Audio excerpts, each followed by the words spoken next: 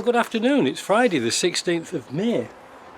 I thought I'll give you a bit of an update because I was working on this Range Rover with these ECUs and I hit a bit of a snag. You see, I plugged them in. First of all, I plugged in the RPI one, this one. This is the one that was all corroded and it fired up. Wow. Didn't run very well, but it fired up. After a period of time, over 10 minutes, it started to run pretty much okay. So what did Daft Bugger me do? I bolted in the other one with the emulator chip in, just to see how that would go, and that fired up too. Now, of course, knowing being a Daft Bugger, I forgot to turn the camera off, because when I'm outside here, I can't see the little red dot on the screen to tell me the camera's on, and I had it switched off. Anyway, that doesn't matter. Both ECUs started up straight away. So why is the bonnet still up, Mike? Why haven't you got it on? Why haven't you got rid of this car?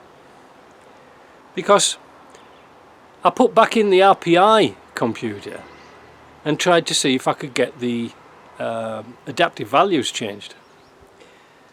And what I must have done is tried to do the programming to learn the code, and it says on here, do not learn the code.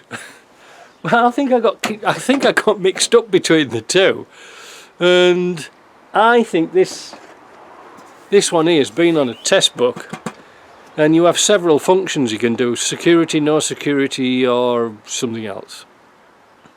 And I think it's been set to no security, and I took that off and wiped it off and went back to something that it should have, but it doesn't have because it won't work.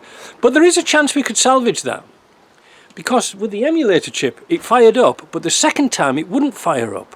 So I've got to thinking that the rolling code must be in the ECU, and that's what the emulator does.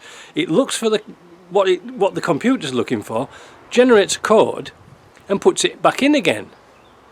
Anyway, I'm stuck. Why? Well, the simple reason is that it needs a Hawkeye or a Nanocom. Trying to find a Hawkeye today, forget it. So it's a Nanocom, and I ain't got one, and I don't really fancy spending $700-800 on one just to do this job. The thing is, I haven't got use for one. It is only for this GEMS. It's getting to be a right money pit. So I thought about it, and I realised that my friend Jeremy in Montreal has got a TD5, and he has a Nanocam for that.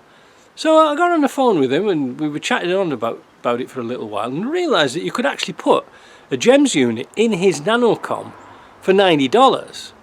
And I said, well, can I borrow it? Can I buy the program from is it Black Box? Or is it Nanocom? I can't remember it. They keep changing names. Can I buy it and put it into your ECU? He says, yeah, no problem. So what he's going to do, he's put it in the post, so we'll have it next week. So we'll be able to play around with this and see if we can reset them and get this bloody car out of the way.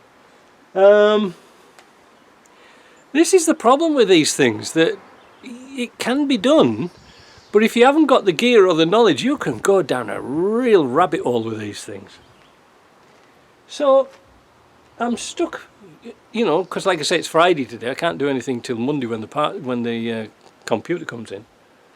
So I'm leaving that as it is now. We got a new battery for it. That was good. It only took a week to get. But now I dug out my old 130 today, and I took a load of pallets up to the recycling centre. But I observed something, well, sort of unusual when I went up there and I got it under load. You see, it's about 30 degrees today. We go, spring only lasts about 2 or 3 days, and we go bang into summer. And the oil pressure doesn't seem to stay very high.